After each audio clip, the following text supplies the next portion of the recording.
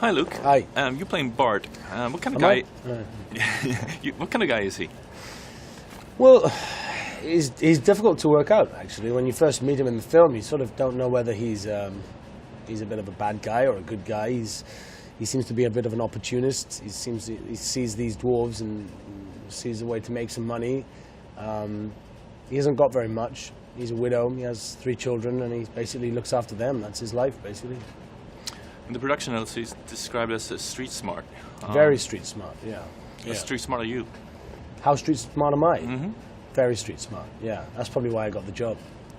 Yeah, yeah. Has that become handy in other aspects of life as well? Yeah, I mean, I think when you live in a big city, I live in London, and I've lived there since I was 17. I went to college there. You become very street smart. You have to, otherwise you get mugged. I read that you were happy that you were allowed to use your Welsh accent in the movie instead of a posh English accent. I was wondering if you could, for the Swedish viewers, if you could sort of show us a difference in a line or two, what it would sound like. I guess, what would I say? Dragon, fire and ruin. That is what you will bring upon us. That's my Welsh accent. And then I guess if I spoke in English, it would be dragon, fire and ruin. That is what you will bring upon us. That's the difference. That's great. One is Luke and the other one is somebody else. So, Brad and his family are living under constant threat of the dragon. And I was wondering, what are you afraid of? what am I afraid of? I don't like spiders very much. They freak me out a bit. Apart from that, not very much really. I'm quite a brave old soul. I get on with it, Nothing really scares me that much. Life's too short to be scared. You have to hit things head on and enjoy life and try not to be scared too much. What's next for you? I've just finished the Dracula Untold for Universal Pictures, and I'm in preparation for The Crow, which starts early next year. And what do you play there? Where or what? No, what do you play there? I'm Eric Draven. I'm the Crow. Oh, yeah, I will be the Crow. This morning I saw you on the cover of the Men's Fitness, I think it was. That's right, Men's Health, US. Men's Health, yeah. that's right. Yeah. How do you talk about your fitness regime? How do you stay in shape, and what do you do? Well, it depends what I'm doing and whether what the role requires. I mean, for Dracula, I had to stay in very, very lean shape. There was a lot of physical demands with the role. So yeah, I had my trainer there with me, and we trained every night after work. It's quite intense, and the commitment to the job is high. But you get into a routine, and it becomes normal. But it's full on, and we train in the gym every night. But when I'm not working, I calm down a little bit, and I get to eat normal food and have dinners out. But when I'm working and I'm on in training regime, food is incredibly specific and very boring. What's your guilty pleasure when it comes to food? Guilty pleasure, probably like fries and maybe a kebab. When's the last time you had it? I had one in Belfast just after we wrapped the movie. I couldn't wait. It was a treat, but it was a nice treat. You've got to have treats in life, right? Absolutely. Thanks a lot. Nice to meet you. How do you feel joining Hobbit? Very, very lucky. I was very lucky to join such a wonderful group of people and get to experience New Zealand the way I did, and work with somebody like Peter Jackson was a really great thing. Can you tell us a little bit about your character, Bard? Yeah, he is Bard the Bargeman when you meet him in the film. He meets the dwarves on the shores of Lake Town and brings them into Lake Town, which is where he makes some money from them, thinks they're going to move on, and they cause a lot of problems for him, and yeah. He's a good bowman, right? He's a great bowman, yeah. His whole... in this film, we don't really see too much of that. No, you don't, no. Well, it's not something he uses on a regular basis. It's something he sort of puts aside, but he comes from a long line of archers who were the best archers in Middle-earth. He meets all the dwarfs and he decides to help them, but later when he finds out one of them is Thorin, he's trying to stop them. Yeah. Why is that? Well, he knows what they're up to, and he knows that they want to take back the mountain. but he knows that in that mountain is a dragon, and this dragon killed all of Bard's ancestors, and that's why he sees the reality of the situation, not just the lovely side of getting all the money and all that wealth and prosperity, but no, he sees the fact that this dragon, if he's rumbled, he'll come down and kill everybody. So the people living in Lake Town, are they different from the humans living in other parts of the Middle-earth? No, I think humans are humans, yeah, no matter where they're from. How do you feel working on set in New Zealand? Well, it was wonderful. New Zealand is a very special place. It's Middle-earth. Is there any fun or a memorable experience you would like to share? In New Zealand? Yeah. Oh, lots of them, yeah. I mean, I did many great things in New Zealand. I heli-hiked up a glacier, and I jumped out of a plane, parachuted to Earth. Did lots of walking. I learned how to fish. You know, New Zealand is a place where it's full of adventure. And how about Peter? Yeah, no, I understood Peter's method of working and of directing. It's yeah, we worked quite well together. I understood him, he understood me, and he's a very interesting man. Well, he does have an idea, but he's very open for me to have my opinion on the scene as well. And you know, it was team effort. He wants me to feel comfortable in what I'm doing, and as well as what he method. Are we going to see more of Bard in the next Hobbit film? Well, he does some extraordinary things, some huge feats of bravery. Yeah, he does things that you wouldn't expect he was capable of, and I don't think even he thinks he's capable of. What's the biggest challenge for you on this film? Probably the technical side of it. With all the CG and everything? Or? No, the CG's fine, green screen's fine, but it's actually working with other actors that were having to be scaled smaller than myself. So, you know, we never worked together. That they would be on one set and I would be on another. And that was quite difficult, complicated and slow. But the finished product looks incredible. You'd never believe that we weren't in the same room together. All right. It's wonderful to have you. Thank you. Thank you. Cassidy Guard University Network. Okay. All right. Give me a second. 1 second. Live stream for tonight's world premiere of the Desolation of Smaug is blah blah. Hashtag the Hobbit movie. Love it. I like how you're using social media for Well, your fans. You know, apparently I'm social media. I don't like social media. Apparently. What don't you like about it? No, I do like it. Somebody wrote about that fact I didn't like it. Idiots. All right, let's do it. All right, for you, I'm so excited because you're using your Welsh accent in the film. How liberating is it to finally get to embody yourself? It's a lovely thing, actually. It's the first time in quite, well, since I started making movies, which wasn't that long ago, but still, to use your own accent is a wonderful thing. Yeah, I don't know whether I'll get to do it for a while after this one, but it was lovely. It was nice to not have to think about an accent. I think what's really cool about you is that you really spent a lot of time in theater and waited until, how old were you when you had your very first movie audition? 30. 30. I'm So 34 now. wow, how did that help you or prepare you to, I mean, so many people nowadays go in early, but you really got training in the theater. I did, yeah.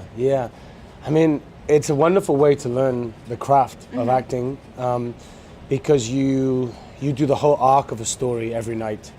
You are dealing with people in a room with you in the dark, responding and reacting to what you're doing. And so if you do it wrong, they don't react. And if you do it right, they react in the right way. And you're in control. And it's an amazing way to learn the craft. And I guess I've used all of that and channeled it into film. But it's a very different machine. It's a very different beast, acting on film to acting on stage.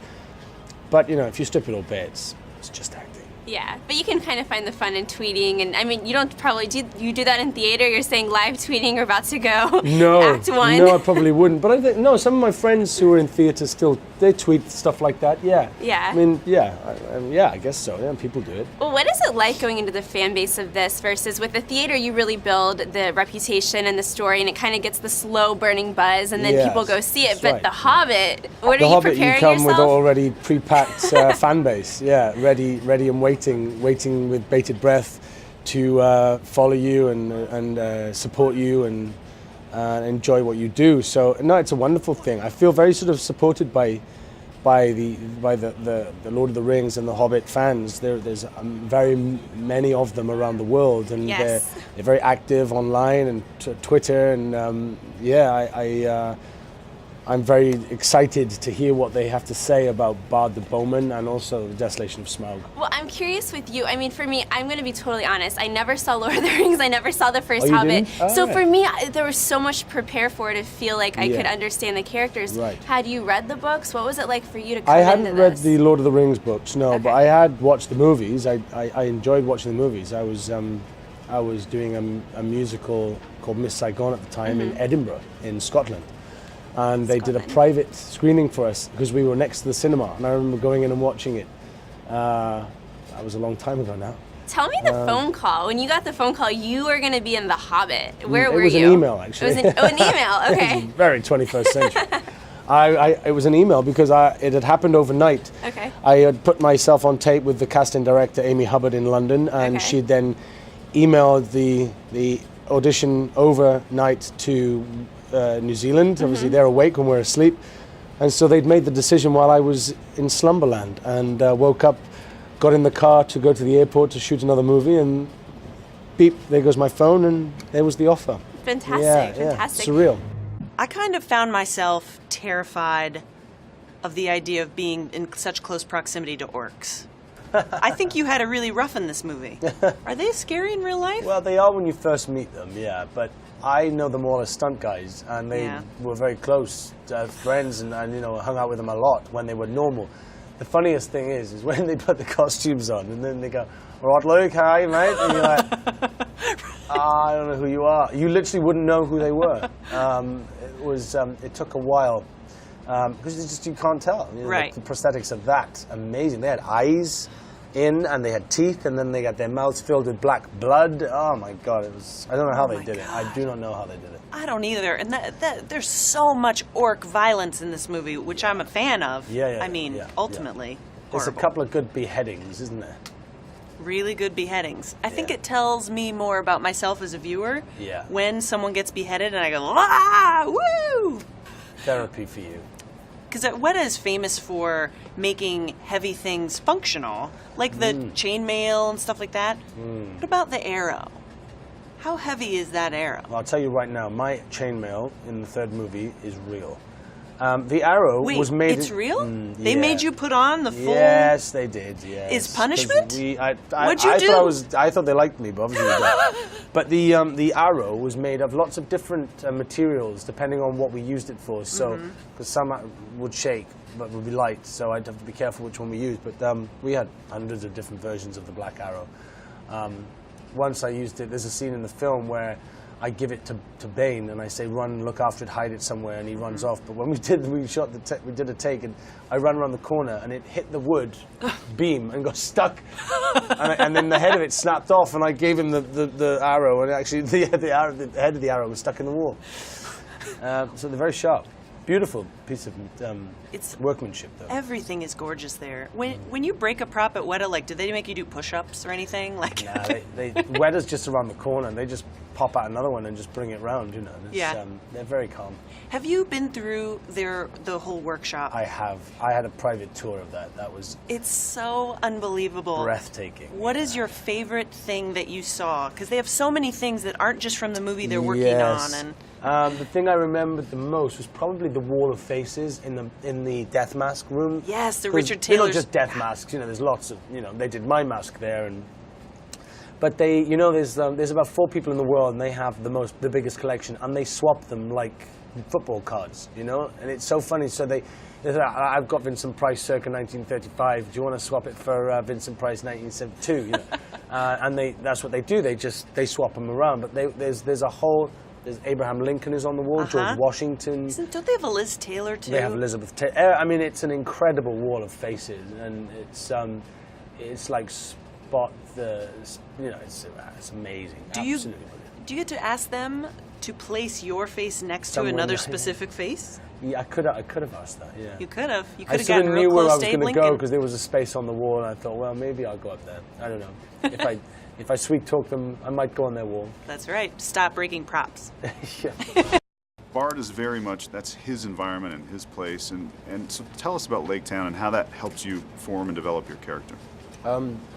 Well, it was quite an expansive set, built on a lake inside a studio, and I remember the shutters going up the first time and seeing it for the first time. It was, I just knew that was going to be my home for a very long time, and it was, and I got to know it very well, running around those rooftops and then through the streets and over bridges and all that stuff. It was a fantastic set to work on. It really helped. It helped me feel very much like I was at home in Lake Town. Bard's a pretty serious guy, not a lot of levity for him. No. Was he conflicted in some of his actions, things he did? For instance, was he conflicted about helping the dwarves, or did he just know that that's what he needed to do? Well, I think when he first helps them, he's looking out for himself. You know, he's going to make some money from these dwarves. But he's quite savvy, he's quite street smart, and even on that boat into Lake Town that first time, he can see that there's something else there. They have another agenda. It's not as straightforward as they're making out. And you know, I think at that point he's just looking to make some money. But I think he's suspicious of them very quickly and realizes, you know, they're going to cause problems for him. Does he, part of him, want to be in charge? I mean, he knows the master of Lake Town isn't the greatest guy. Does part of him kind of yearn for that leadership? I don't think so. No, I don't think he's a born leader. I don't think he wants that. I think in the same breath, I don't think he likes this master of Lake Town. He knows how corrupt that man is, and you know, this place is decrepit. It's falling to pieces. There's nothing left of Lake Town. No one has anything. There's no ambition. There's no dreams, goals. You can't leave Lake Town. There's nothing anywhere near it. So, you know, it's quite a tragic place. But I think he's had all his dreams bashed out of him. Why is Bard able to understand the danger of what the dwarves are doing? And he's kind of the only one. What insights does he have for that? I think that comes down to the fact that his ancestors were so involved in the Dale being decimated, because it was Bard's ancestor, Girion, the Lord of Dale, that actually shot an arrow at the dragon and dislodged a scale, which has now become almost folklore because it was such a long time ago. But Bard, as much as he doesn't talk about it, and that bow never comes out and the arrow is hidden in the house, it doesn't get talked about, he remembers, you know, his ancestors were shunned from society because they failed to kill the dragon. So he remembers that, you know. He should be, you know, if things were different, he probably would have been the leader of Lake Town if Girion had killed the dragon. You know, he'd be, you know, part of an amazing legacy of bowmen. But no, he's not, and so he remembers it. So when they're all talking about going to the mountain, you know, he's a realist, and he was like, well, come on, guys, do you not remember what happened? What do you think is going to happen when the dragon wakes up? Is he just going to go find another mountain? No, he's going to come and find out who woke him up and kill him. So, yeah, thank God Bard's there, frankly, because if he didn't, there'd be much more carnage. So last question. It's been a long wait for you to finally see yourself on screen and to see this all unfold. Were you surprised? Were there things you didn't expect? I was pleasantly surprised. I've waited quite a long time. Well, you'd know, you were there. You saw me doing it almost 2 years ago. So it's it's been a long time coming. But I watched it 2 nights ago, and I was very, very happy and content with how Peter has portrayed me in the film. You know, he's given me the feet, and I've walked them. And some juicy bits coming up in film 3. Some very juicy bits. Very, very juicy bits. Yeah. Thank you very kindly. Thanks, buddy. Nice to see you. To me, this is the adventure movie. This one just hits the ground running. There's a momentum to it. And even in the midst of that, they introduce and they fully flesh out who you are so that the stakes are set really high for that third movie now. Absolutely, yeah. Yeah, it's interesting that they've done that. And it just gives Bard's journey just a little bit more gravitas. And, you know, he does do something quite amazing in the third movie. And we sort of owe it to him and the character to allow his story to be told just a little bit more and a little bit better than it has in the book. So you care about this man, and you know that when he does do what he does in the third film, you know you're proud of him a little bit more than you might be if you read the book. He just does this thing and then disappears. But the first film has to be the first film in order to make it as human as it is. And it gives them permission to, in this film, take the time to really build you out. Yeah. And it's the little details, the family and your relationship with the town and sort of what that history has put on you as a person. Yeah, and also the fact that he's quite vocal about the fact that he doesn't want them to take back the mountain. Not because he doesn't want them to have their homeland. They're missing the very big glaring point here that, you know, this dragon killed his ancestors, and everybody in Lake Town remembers that. But they seem to be forgetting it because all they can think of is the wealth and the riches coming back down and making Lake Town what it was before. But, you know, Bard, his whole family were shunned because they failed to kill the dragon. He has a very long memory, and he knows this. And so it's interesting. And again, you know, the film, Peter has allowed that part of Bard's character to be shown. The fact that he had real reasons for not wanting them to go to their mountain, which I like. I think it's a great thing. Well, I think there's something there about the difference between personal memory. Obviously, to your character, there's a very personal stake in not stirring that back up, versus collective memory, where people get very upset very quickly and then things fade fast. I think they have to. I think collectively there is a sense of denial that has to exist after giant traumas like a dragon burning down your entire world, essentially. So it's great that your character gives voice to that. No, this is a real threat. It's not just some story or myth or song or whatever. Well, I think as much as Bard is a hero and an anti-hero or whatever, an unlikely hero, he's a realist. Yeah. You know, he lives in a place where it's incredibly real. Life is real, and it's dark, and it's cold, and it's wet, and it's sad, and it's desperate, and you know. One of the things that I really loved is I'm a big fan of big builds, like when you do big physical builds for sets and things. The town, Rivertown itself, is such a great set and such a great environment. When you're in a place like that has been as realized as Weta is capable of, does that make it easy to just immerse yourself in Middle-earth and be there? Very much so, yeah. I mean, we were very lucky to have such incredible sets, and I think Lake Town had about 5 reincarnations as well. You know, it wasn't just the one set that we worked on. It was built 5 different times during the film, shooting of the film, and then we made a Lake Town outdoors as well.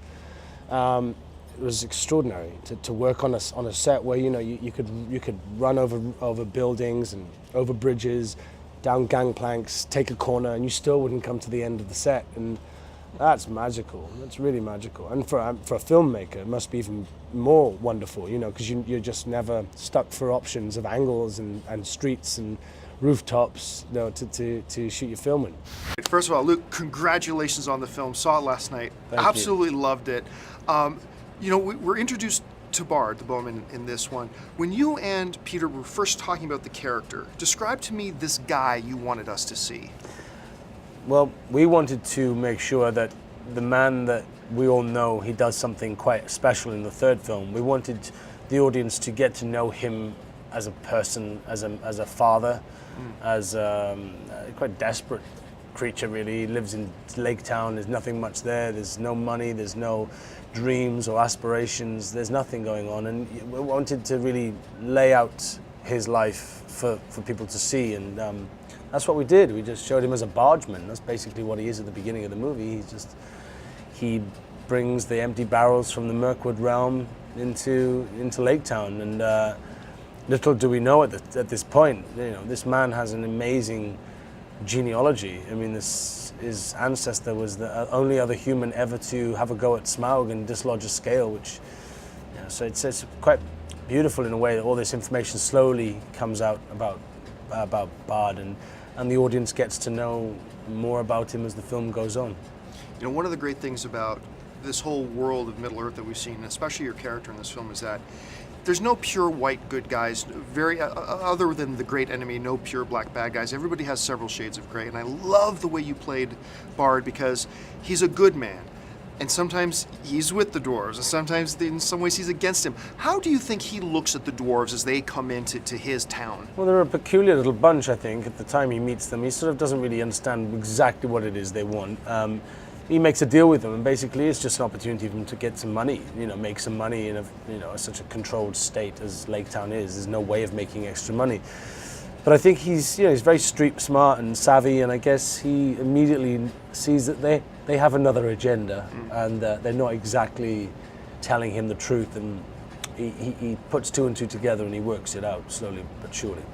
So I'm going to get you to put your salesman hat on for a second. Okay. Why are AMC audience members going to love The Hobbit, The Desolation of Smaug? Well, it stands as a movie on its own. Even though it's a part of a trilogy, it's the middle picture. It actually hits the floor running. It's a adventure action movie. It's full of huge fights and action. I was quite blown away by how pacey it was, and it doesn't really let you catch your breath. So I think if you enjoyed the first one and you're ready to see the new characters pop up, then go to the AMC theaters and watch it. Well, listen, to be the new face in a movie filled with familiar faces is challenging. You did such a great job in this film. We can't wait to have it on AMC screens. Thank you very much. Thank you so much. You. Take care. Cheers. I know we haven't really fully come to know your character Bard yet, but from You what we will. know about him right now, I like him. I think he's a good man. Why were you drawn to him? Well, he's not all he makes out to be at the beginning of the film. There's way more to Bard than meets the eye, and a lot of it he's been suppressing. It's his past that he doesn't want to talk about anymore. He lives quite a lowly life, looks after his 3 children. He's a widow. He's not got much going on, poor boy. He's just out to make an extra few coins from these dwarves, and then they cause absolute chaos. So there's a lot going on in Bard's life, and he ends up doing incredible things that you wouldn't expect from him at the beginning of his story. Had you read the book before you came onto this project? I had, yes. So you were probably really excited then when you I knew was. that you would I have was a also chance. excited because I knew that they were going to do more and with Bard's character and allow Bard to have a little bit more breathing space in the film, so that we could get to know his family, understand him a little bit better, his heritage, his ancestry, and how that played a part in why he has a voice in the film. And do you get any input into that? Yes, yeah, absolutely, yeah. How much input? What would you say is one of his nuances that maybe was your idea? His accent was very much me, and that was something that they saw and liked, and so they asked if I would do my Welsh accent, which is very nice. And so, sometimes we'd have to tweak the dialogue just slightly so that I actually was saying it in the Welsh way, so that it sounded correct. So That's yeah. cool, but it probably felt really natural. Then did it not Very really natural, feel yeah. like too much of a character then? Or was it still No, I an still extreme felt character much. for you? Still didn't feel like Luke. I did definitely feel like Bard the Bowman, but it was quite fun doing my own accent. Right.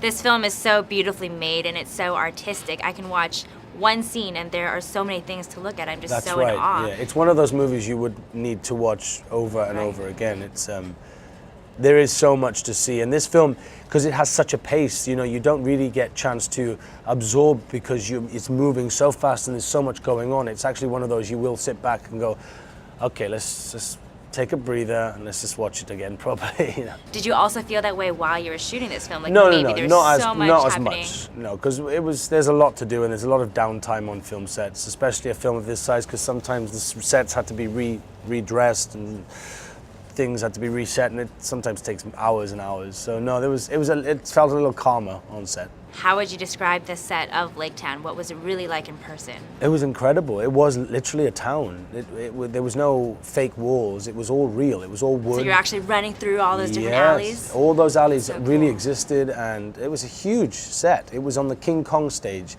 in Wellington, where Peter built the stage for when he did King Kong, and it's the biggest sound stage in the Southern Hemisphere. So, and they flooded it. They made a huge lake, and then in that lake, they built this huge town. It was breathtaking. Hi, Hi, Luke. how are you? What was it like stepping onto Middle Earth for the first time? It was very exciting. It was everything I thought it would be and more. As far as Bard goes, I mean, it is one of my favorite characters in the book. I love the fact that we kind of get into your family life, and you've got kids, and now your kids were played by James Nesbitt's daughters. That's now? right. Yep. And Peggy and Mary, Okay, Peggy and Mary, yeah. and then my son Bane is played by John Bell. Right. Yeah. What would be the hardest scene or the most challenging scene that you had?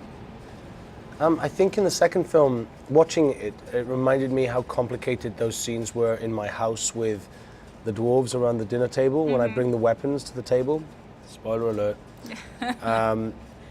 Because obviously we couldn't shoot together because they're all the same height as me in real life, but they had to be shorter than me in the film. So a set was made a third larger that they worked on to make them look small, and then I worked on a green screen set of my size, and the camera that followed me was a slave to the camera that was filming them. Okay. And it was all computer, motion control, and then Peter gets to see both pictures merged into one, and sees me taller, and then I had to just focus my eyesight onto pictures of them on sticks with lights above their heads, and I had an earpiece listening to them talking. Crazy. Was it difficult acting with the dwarves? Well, I guess you didn't act all the time with them. Were you with them at all in any scenes, or did you have to do that double? Yeah, we did do a scene when they're trying to get me to take them into Lake Town. Okay. And I was just on platforms, so it made me look taller than them. Nice, nice. Yeah. And it was nice working with them because they're a lovely bunch of lads and some fantastic actors in there. Crazy, yeah. But when you see it in film, you're like, you just, it's a given, because it just looks like they're there and they're smaller than me. Were you amazed beyond belief? I was. I thought it was a beautiful story. I thought it looks incredible. I loved the introduction to Lake Town. That beautiful scene of, Bard bringing the dwarves in on his barge, and through the mist you see this decrepit, sinking city. It's beautiful, and I really enjoyed it. And I also thought the CG was probably some of the best CG I've ever seen. Absolutely incredible. Well, thank you. I appreciate it. My pleasure. Yeah. Take care. I hate to start off with this. I know you've been asked a million times now that we've had a couple days to process. Do you have thoughts and feelings about Paul Walker's tragic accident? Lots of feelings and emotions, and I am still processing it, as I'm sure most people around the world are. It's tragic. It's untimely and painful for everybody who knew him personally and publicly. He was a wonderful man. He was a really, really warm human being and a very generous guy, and he made me feel very, very welcome on the set when I worked with him. And he's going to be greatly missed by a lot of people. My heart goes out to his family, who must be dealing with the worst kind of grief at the minute. There's lots of different races in the film, like, hobbits and orcs and dwarves and elves and wizards and all that stuff. But you're right, it was being the only human in the film. I felt a sense of responsibility because I felt like through my eyes, the human audience might, be able to view Middle Earth and also sort of be able to understand and be sympathetic to my character, because he was human. He was going through human emotions, and he has children, and he's sort of trying to look after them. And so, it was definitely appeal. Yeah, but there's a lot of corruption and greed, desperation.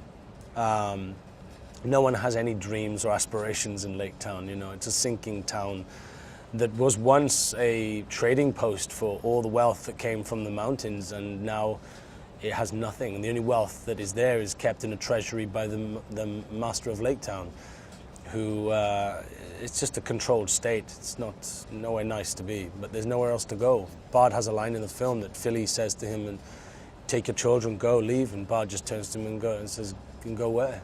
We have nowhere to go." It's sort of quite poignant at that point, because there is nowhere to go.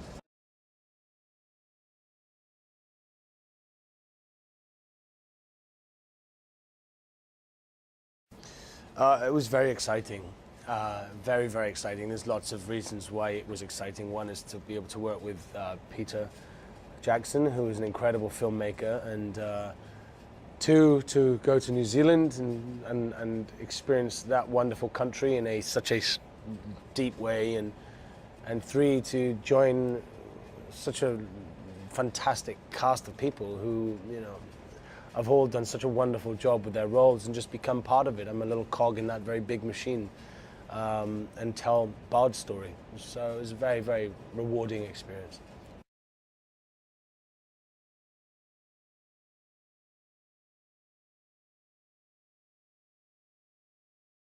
They're huge. They're the biggest sets I've ever worked on. Especially Lake Town. It was so intricate, you know. It wasn't just facades. You could actually walk around buildings, go in them, go upstairs, and sail down canals. And there was animals running everywhere, and it was very, very clever. And it was also built.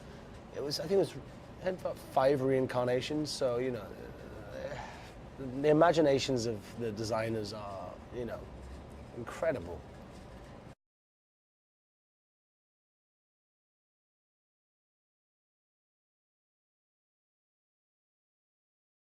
I think in this film you get to know the bard of Lake Town.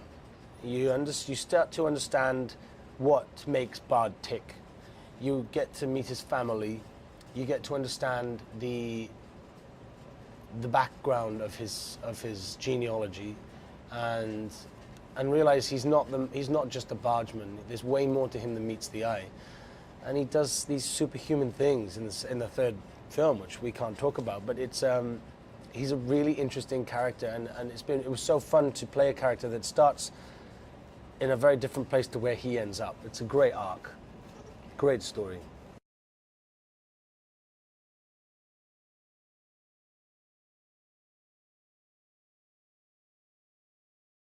No, I did train, but I guess I trained anyway, and keeping fit. But it was just being able to fight in the costumes that I was working in, and using the bow and arrow and all that stuff. There's a lot of running. I do a lot of running in the film, in the second film.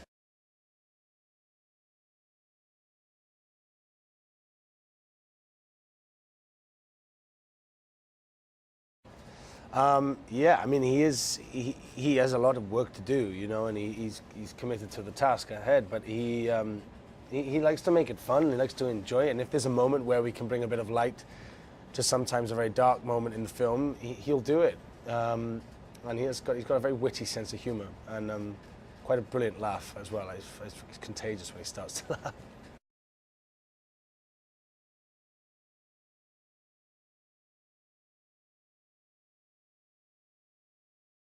It's just there's a huge company of characters now. Some new, some old, some you haven't met yet, some you have met, some that come from Lord of the Rings. They're loved by the fans, and this film feels very much like an epic adventure movie. It doesn't stop. It's full of action, much more than the first movie. It hits the floor running, and you don't really have time to breathe until it's finished, which is interesting because it's following on from the first movie, but it feels very different, and that's a good thing. You know, it's a very exciting thing.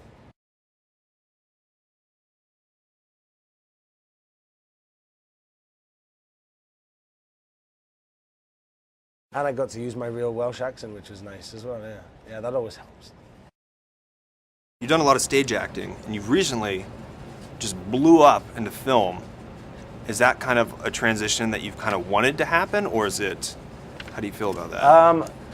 No, it was not the plan at all. There wasn't a plan. I was just doing theater, doing a play, and then all of a sudden, this American casting agent came and wanted to put me on an audition for a movie, and then all of a sudden, you know, I was in Clash of the Titans, and 5 years later, I'm in The Hobbit, talking to you. Hello, Luke. Hi. Okay, was working with Peter Jackson on a Hobbit film in New Zealand everything that you hoped it would be? Yes, it was. Yeah, it really was. It was a real gift to get to do all of those things and do it in New Zealand. You know, it was very, very special. It was a wonderful experience.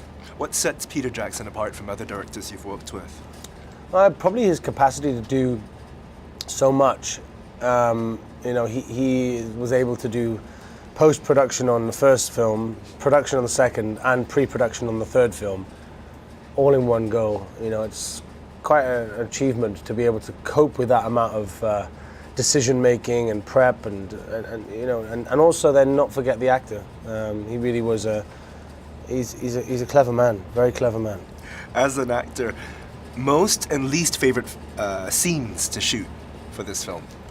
I know what my most favorite is. There's lots of wonderful scenes in the second film. Doing scenes with my family were very fun. My kids were they were always great fun to be working with. Peggy and Mary and John, they were great. The hardest, not the least favorite, because I don't have a least favorite, but I have a scene that was quite difficult to shoot was the scenes whenever I did scenes with the dwarves when they were in my house, because we couldn't shoot together in one set because we'd all be the same size, so they'd have to work on a set that was larger, make them look small. I was working on a green screen set, which was, I was alone, just an earpiece and their faces on sticks with lights above their faces, which was very odd. Were there any accidents on set? Evangeline said she got whacked in the head really hard once. Oh, really? Yeah. Oh, right. No. Yeah, I did, but most of my injuries came in the third movie, so... Same with her. Oh. Now I can't wait to watch well, the you know, third it gets dangerous. You know, the story gets, you know, there's a lot of bad things happen in the third film, so, yeah. Now, there's some pretty epic action sequences in this film, but I think a lot of people are thinking, you know, is he going to have one without his shirt on? And can you let them know? It's not that kind of film. What other character, besides the one you're playing, what other character would you have liked to play in this film? I think probably I wouldn't have minded having a go at Thorin. That's quite it's an interesting trajectory that Thorin has throughout the three films. Yeah. Did you like the hair? Are you happy it's gone? I didn't mind it actually. It was cool. It was nice, and it was easy, much easier than having prosthetics, which the other boys had to deal with. So. Final question: what do you want for Christmas this year? I want peace and quiet, and I want nobody to ever phone me for like a week and a half. I want silence. Is that going to happen? Well, if I turn it off, it will, yeah.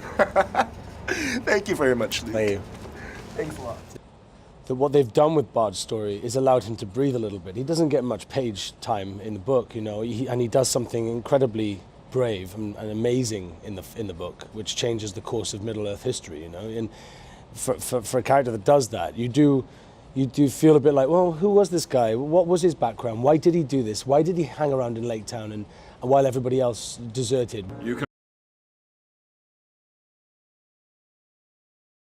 Yeah, I celebrated 2 birthdays there. Yeah, that's crazy, nuts, right? Isn't it crazy? And one of my kids celebrated 3 of his birthdays there. I mean, literally, it's so bizarre. No, I think all of us appreciated the fact that we were in a very special, we were going through a very special experience together. And we all knew that New Zealand is a long way away. You only have to do the flight once and you realize, you know, you're miles away from everywhere and everything and everyone. So you sort of just embrace the life there and you settle in and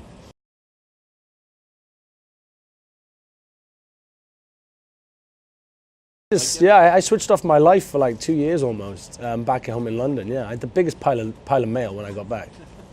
Are you like Skyping with your friends? Are you? Yeah, you Skype, but even that's difficult, you know, because it's the time difference is enormous. It's it's the biggest time difference that you can have for me, you know. And so, yeah, it's strange, but you just get into a routine of like calling really early in the morning or really late at night.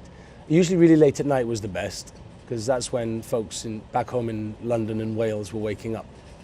Now tell me.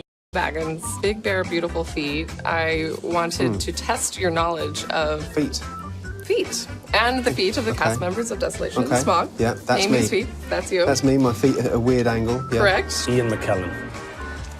Ha! Look at that. What's going on with that left one? Yeah. Ooh, that's a tough one. Is that Martin Freeman. Adam? Adam Brown?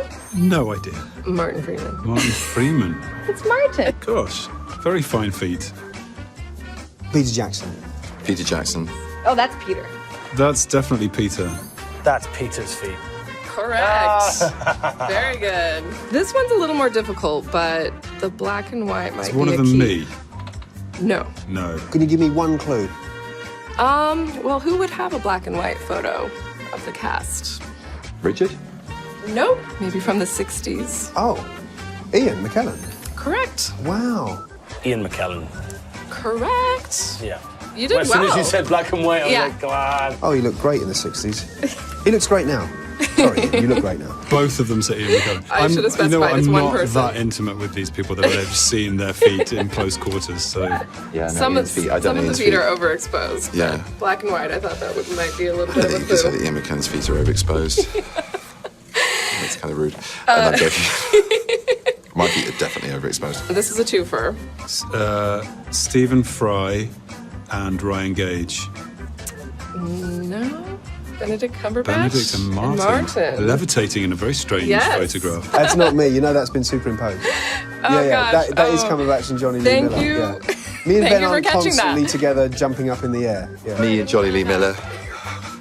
Johnny Lee Miller and me and Johnny. And that is correct. And Martin Freeman And those are the ugly corrected me because his face was plastered on Johnny Lee Miller's. That's bull. Who did that? It was just, I found it like that on the internet. I thought it was him, and then he corrected me. Yeah. I called you on that. Oh, Jesus. Oh, God. Is that Stephen Hunter? Richard Armitage. Stephen Hunter. Richard Armitage. Those are my feet. Yes. My chubby little feet. Is that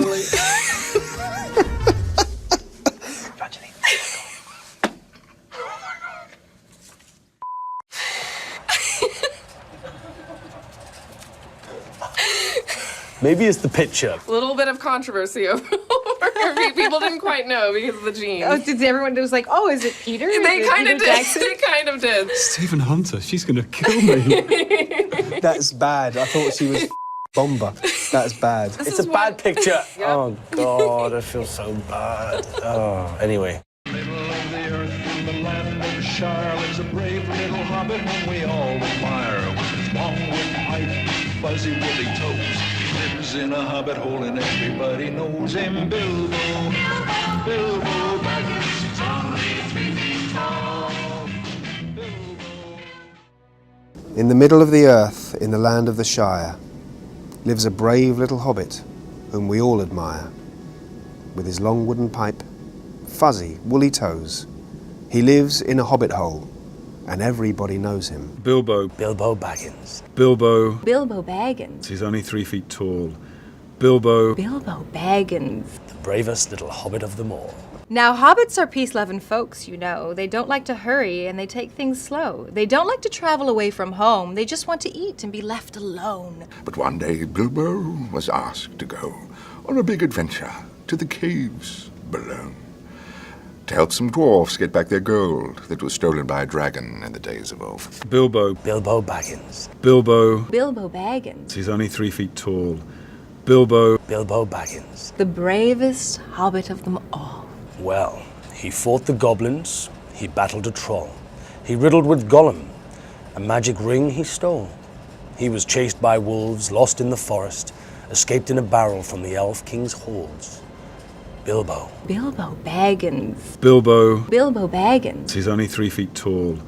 Bilbo. Bilbo Baggins. The bravest little hobbit of them all. Now he's back in his home in the land of the Shire, that brave little hobbit whom we all admire. Just sitting on a treasure of silver and gold, puffin on his pipe in his hobbit hole. Jak się masz? No może być. Nie ma żadnego złota w twoim pokoju. Jesteś trzecią osobą, która mi to mówi. Co jest nie tak z moim skromnym, samotnym otoczeniem? Przykro mi. Dziwnie ci było być jedynym człowiekiem w grupie. Nie, dobrze było być innym niż wszyscy. Nie musiałem konkurować z tymi 12 krasnoludami na planie. Byłem tylko ja, mój łuk i moje strzały. Co jest główną rzeczą, która określa twojego bohatera? Ojcostwo, dzieci i to, że musi się nimi sam opiekować? To na pewno odgrywa najważniejszą rolę w jego procesie decyzyjnym, że musi dbać o swoje dzieci. Poza tym on jest twardo stąpającym po ziemi realistą, dużo większym niż wszyscy wokoło. Tak kieruje swoim życiem, a to jest tragiczna egzystencja z gromadą dzieci i bez środków do życia.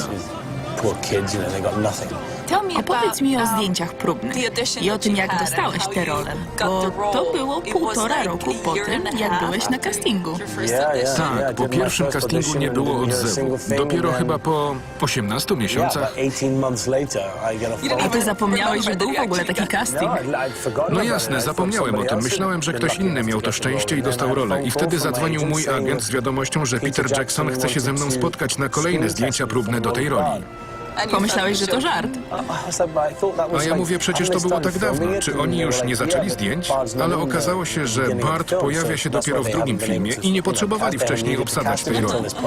Chcieli, żebym poleciał do Nowej Zelandii, ale ja nie mogłem. Więc nagrano mój casting w Londynie i wysłano mailem do Petera Jacksona do Nowej Zelandii. I tyle. Następnego dnia obudziłem się, a w skrzynce czekała wiadomość, że dostałem rolę. Byłeś fanem trylogii Władca Pierścieni, oglądałeś te filmy przez 10 lat i nagle stałeś się częścią tej historii. Dokładnie, to było kompletne szaleństwo. Magiczny pierwszy dzień na planie. Byłem zmęczony po 39-godzinnym locie, więc nie byłem, no wiesz... W najlepszej formie. Ale było dużo do zrobienia, więc pojechałem prosto do studia, żeby poznać wszystkich. A potem jeden z producentów zabrał mnie do domu Bilbo, żebym mógł go zobaczyć, bo skończyli już zdjęcia w tej lokalizacji i mieli ją burzyć. A pamiętasz swoją pierwszą scenę? Pamiętam, ale pierwsza scena, którą zagrałem, jest dopiero w trzeciej części. Myślałam, że powiesz, że wypadła na montażu. No tak, nie wyleciała na montażu. Chyba. Mam nadzieję, że nie wyleciała na montażu. Na pewno nie wyleci, to ważna scena. Ale jest ona dopiero w trzecim filmie, więc nie mogę o tym mówić. Ale kuchy, rąbka tajemnicy, co wydarzy się w trzeciej części? Barda czeka wielka podróż. Więc będzie ciebie więcej. Mam nadzieję. Chyba że wylecisz na montażu. Chyba że tak. Czy to prawda, że na swój pierwszy w życiu casting poszedłeś w wieku 30 lat? Tak, to prawda. Grałem w teatrze, odkąd skończyłem 20 lat. 10 lat teatru, zanim zagrałem w pierwszym filmie jako 30-latek. Co za strata. Nie, grałem w teatrze i dobrze się przy tym bawiłem. Ale publiczność nie mogła cię podziwiać. Nikt mnie nie znał.